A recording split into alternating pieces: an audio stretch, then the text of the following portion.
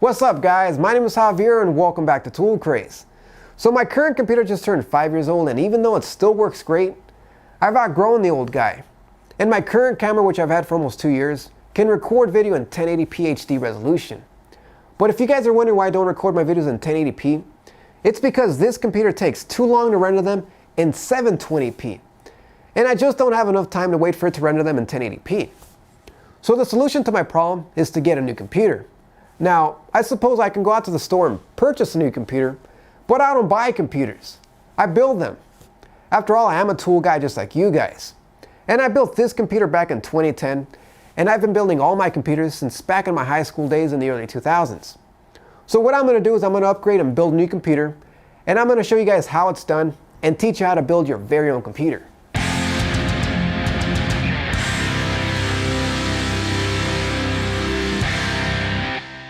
So this video is just going to be a basic introduction in how to build your own computer. We're not going to go over too many topics such as overclocking and how to set up multiple video cards such as Crossfire and SLI. We're just going to cover the basic information that you need to know to build your own computer. We're going to go over the main components you need to build a computer, how to assemble the computer, and how to set up your computer and install the operating system. Alright, so the first step to building a PC is to know what components you're going to need. And if you already know the components you need, and you just want to know how to assemble the computer and install the operating system, then go ahead and skip directly to that step. So the components you're going to need is a CPU, a GPU, a motherboard, a hard drive, RAM memory, a power supply, a case, a monitor, keyboard, mouse, and speakers, and the operating system. Those are the main components to build a computer. The CPU, also known as a processor, is the computer's muscle power, and it runs all your programs in the operating system. And you need two types of memory. The first type is RAM. RAM is the memory that is used to run all your programs. It runs everything on screen, and even the processes that you don't see that run everything else, like your operating system. The next type of memory is your storage memory. A hard drive or SSD stores all your programs, your pictures, your files, your videos, your operating system, and just about everything you download and install on your PC.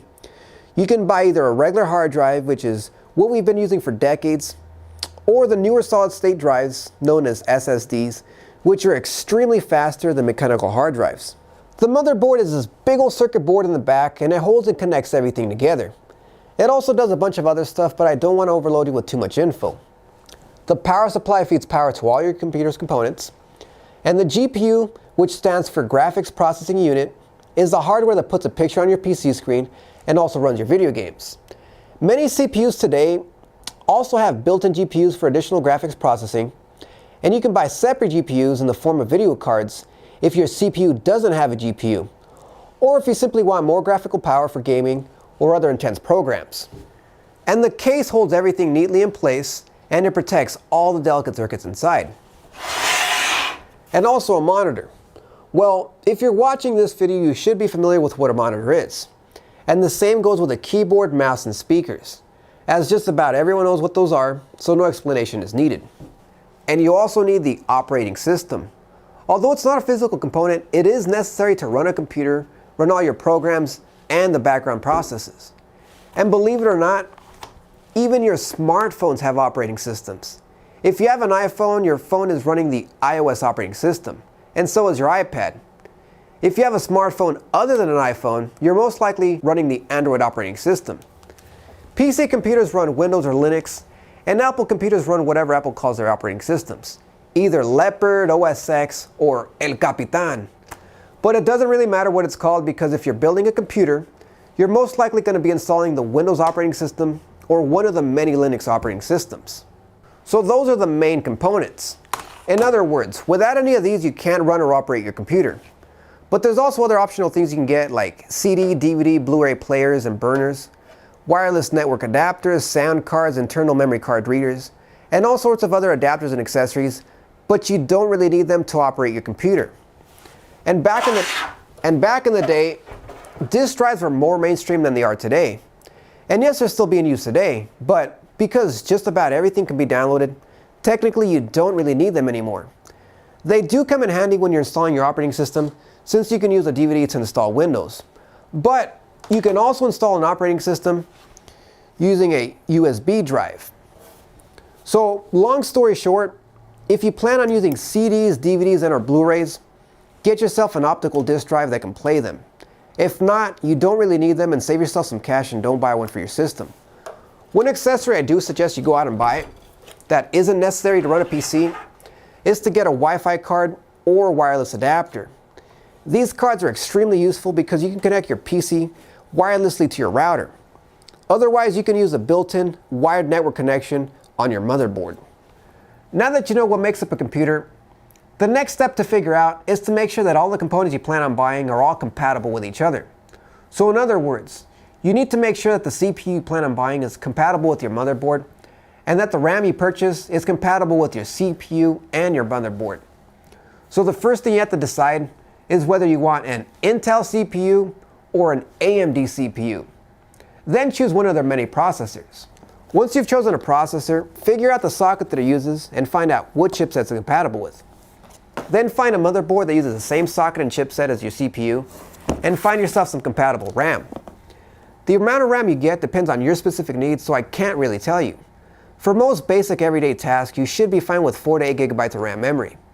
You'll want to get more than that if you plan on doing some serious gaming, or video, or image editing. Another thing about CPUs is that they need to be cooled with some sort of cooling solution, either a heatsink and fan or liquid cooling. Many CPUs include a basic heatsink and fan, while some don't. So find out if your CPU comes with one or not, because if it doesn't come with a heatsink, then you're going to have to go out and buy one separately. When it comes to hard drives, you need to look at the storage capacity and whether you want a regular hard drive or an SSD for ultra-fast performance when it comes to loading your operating system and loading your games. When choosing the GPU, like I said earlier, most CPUs have them built in, and it isn't necessary to purchase a separate video card if you don't plan on gaming or running editing software. If you plan on gaming or your CPU doesn't have a GPU built in, you will need to purchase a separate video card. You also need to figure out what power supply to get, and this really depends on how much wattage your total system will need. And to figure that out, you can go online and use a power supply calculator.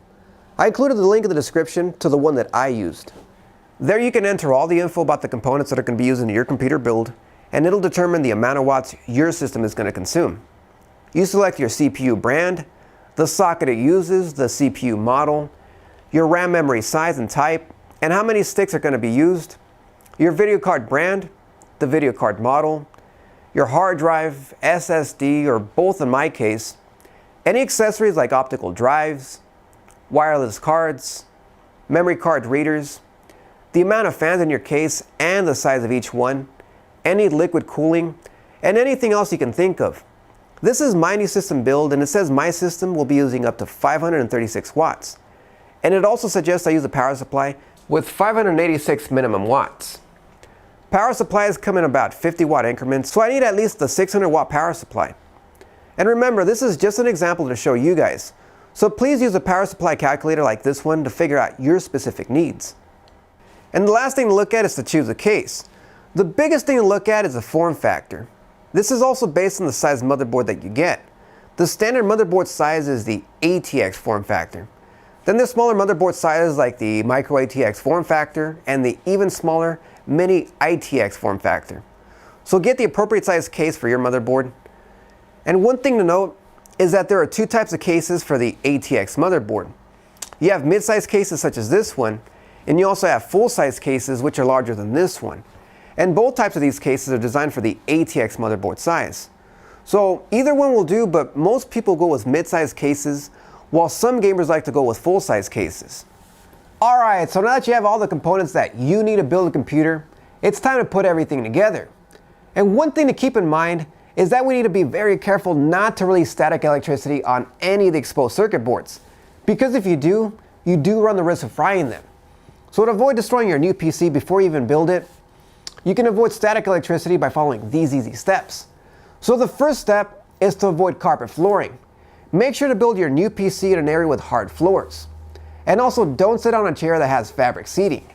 And as you're building your PC, always have one hand on the middle part of your case while you touch anything with an exposed circuit board. Holding onto the computer case helps keep you grounded.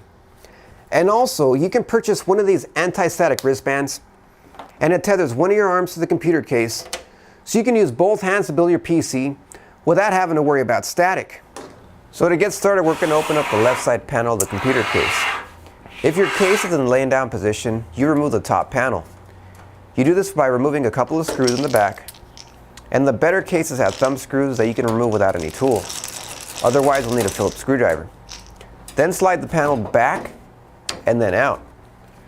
Then remove the right side panel the same exact way. This will be the bottom panel if your case is in the laying down position. And included with your motherboard will be a metal plate called the I/O shield. Place this on the back open spot of the case with the wording of the plate facing the outside. Your case includes these little things called standoffs, and they're used to connect your motherboard to the case. You have to place them first on the inside of the case, and also make sure they line up with the holes of your motherboard. Then place your motherboard inside the case, and line it up with the holes of the standoffs. Then mount the motherboard with the supplied screws to the standoffs. This is where the CPU goes. Lift up the levers on the side,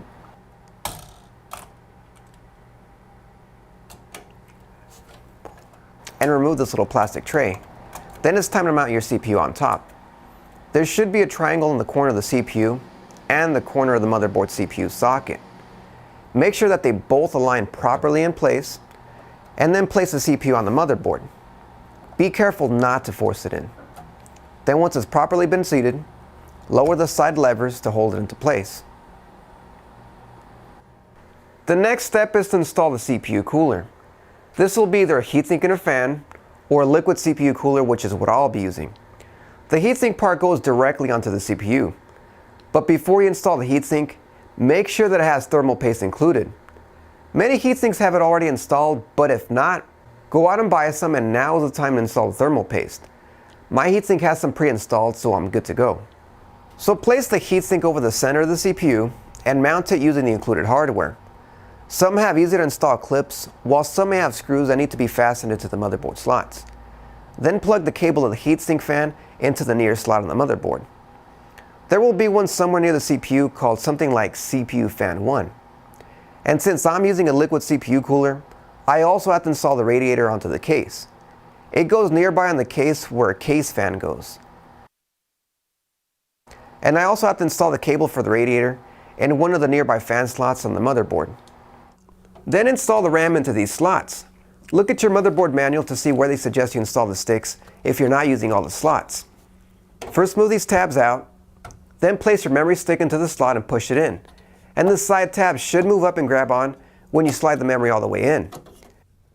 RAM is designed to only go in one way.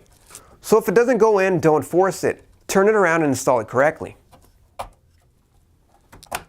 Then we can install the power supply. On many cases, the power supply goes on the top of the case, while on other cases it goes on the bottom. If your case has a grill vent next to the power supply, make sure to have the fan on the power supply facing the vent. If there's not a vent in your case, place the power supply fan facing the inside of the case.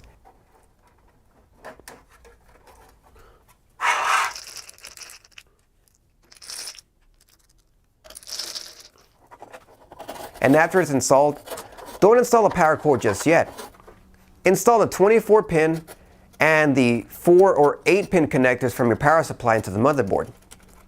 The 24 pin is usually on the right side of the motherboard, and the 4 or 8 pin connector is usually near the top of the CPU.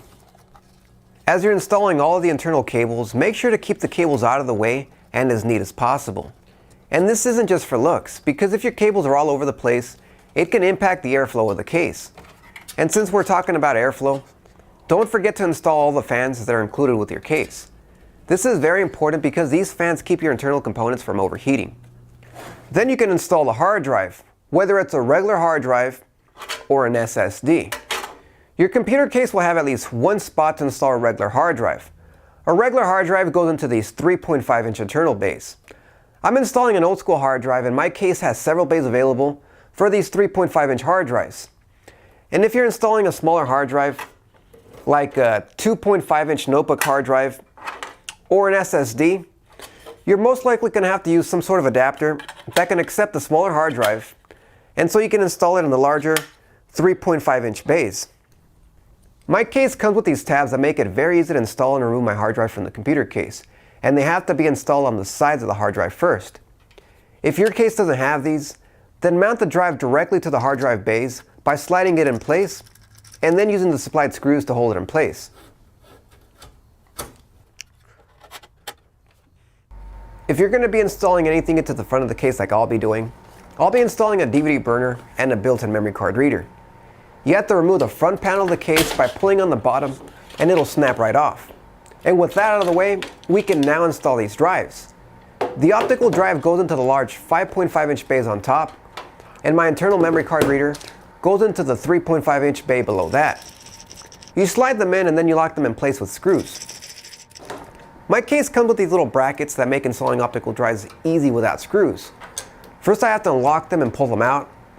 Then I line up the screw holes on the drive with these holes, and then install the tab and lock into place.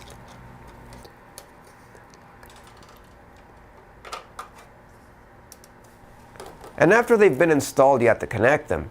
Use SATA cables to connect the hard drive and optical disk drives to the motherboard. These cables let the drives communicate with the motherboard.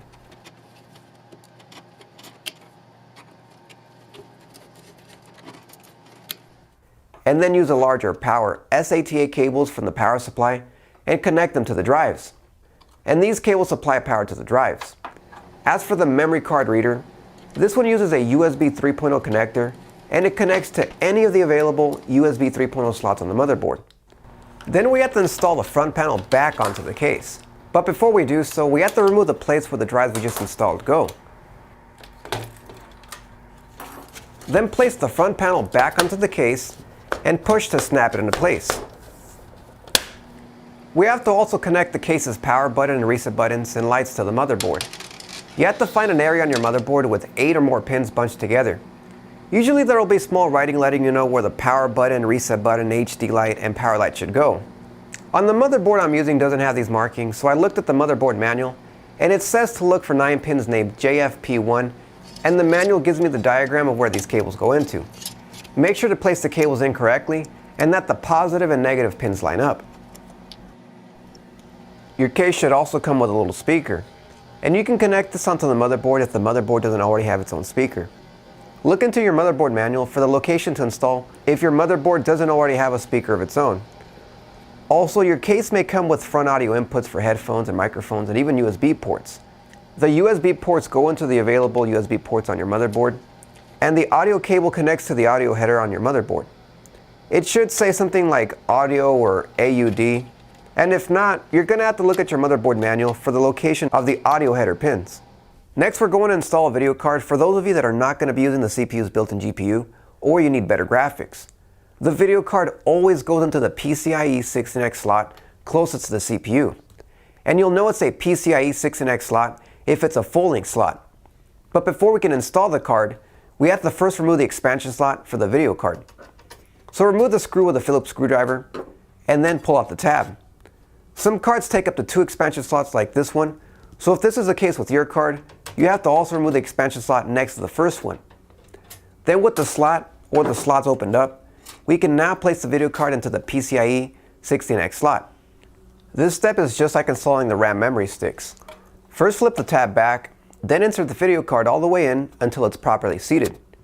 You'll know it's properly seated when the metal bracket is over the expansion slots we just opened up. And some video cards require additional power from the power supply. This one has a 6-pin and an 8-pin connector. You find these cables from your power supply and connect them to the card. If your card doesn't have these additional connectors, don't worry about it. It'll draw power from the motherboard. This particular video card also has built-in liquid cooling, just like the one that I use for the CPU. But the vast majority of video cards don't come with a liquid cooler, so you don't have to worry about mounting this to your case. But just in case that it does, you mount it onto your case just like a CPU liquid cooler. Then, using the screws you removed in the previous step, secure the video card in place. Then if you have any other cards you want to install, repeat the steps from the video card and install your card into any of the available slots. I'm also installing a wireless adapter, and this particular one can go into any PCIe slot. Now we have all of our internal components connected. Go ahead and put the front and back cover back onto the case and plug in your mouse, keyboard, monitor, and speakers into the back panel. If your motherboard has video out connections, you have to plug the monitor here first, even if you're going to be using a video card. If your motherboard doesn't have a video output like mine, connect the monitor to the video card. This is because you have to go into the motherboard settings to change the video output to use your video card. Then plug in the power cord into the power supply and make sure the power supply button is on. Your computer is now built, and now we can power it on for the very first time. Go ahead and turn on your monitor and then turn on your PC. Your computer will now go into post. From there, click the delete key on your keyboard to go into the BIOS to set up the computer. Here we're going to go into the settings and make sure everything is connected correctly. You can set up your correct time and date and make sure your CPU is installed and running at the correct speed. You can also check the CPU temperature and system temperatures. Next, check to see that the motherboard recognizes all the RAM memory installed. The total RAM memory should be displayed.